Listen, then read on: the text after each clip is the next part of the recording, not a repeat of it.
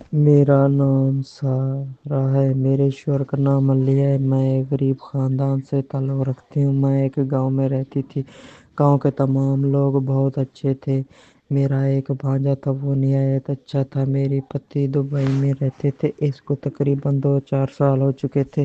وہ دبئی میں رہتے تھے۔ کافی عرصہ بھرنے کے بعد میرے بھانجے کے ساتھ اچھا تھے اور میرے ساتھ ہی رہتے تھے۔ میرے بھانجے کی ماں 6 سال پہلے فوت ہو گئی اور باپ بھی فوت ہو گیا تھا اور ساتھ رہ گئے تھے۔ اس کی تعلیم سارا کچھ ہم تھے، ہم اس کو پڑھایا رہے تھے اور ہم اس کی تمام تر خرچے اٹھا رہے تھے۔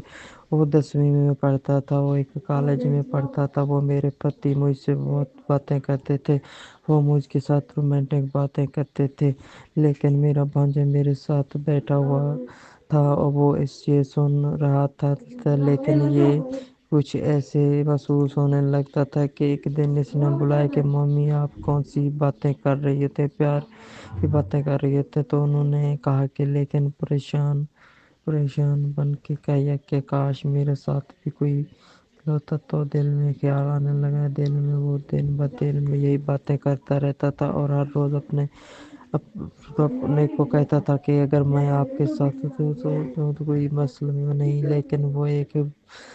لیکن ایک دن اس نے بات مامی کو کہی تھی کہ آج کے ساتھ مووی نے کہا کہ مسئلہ نہیں، اب آپ میرے ساتھ لیکن بعد میں کیا ہوا، اس نے کہا آپ کی بہت بڑی مہربانی ہے کہ آپ سچ ہیں، لیکن رات کو تقریباً 1 بجے کا ٹائم تھا تو اس نے اٹھا اور میرے لیے پانی لے آیا اور بعد میں جب اس نے میرے پاس کچھ لگا تھا تو مجھے بہت ہی مزہ آیا، لیکن میرے ساتھ اس نے کیا وہ جو کہ اسے نہیں کرنا چاہیے تھا۔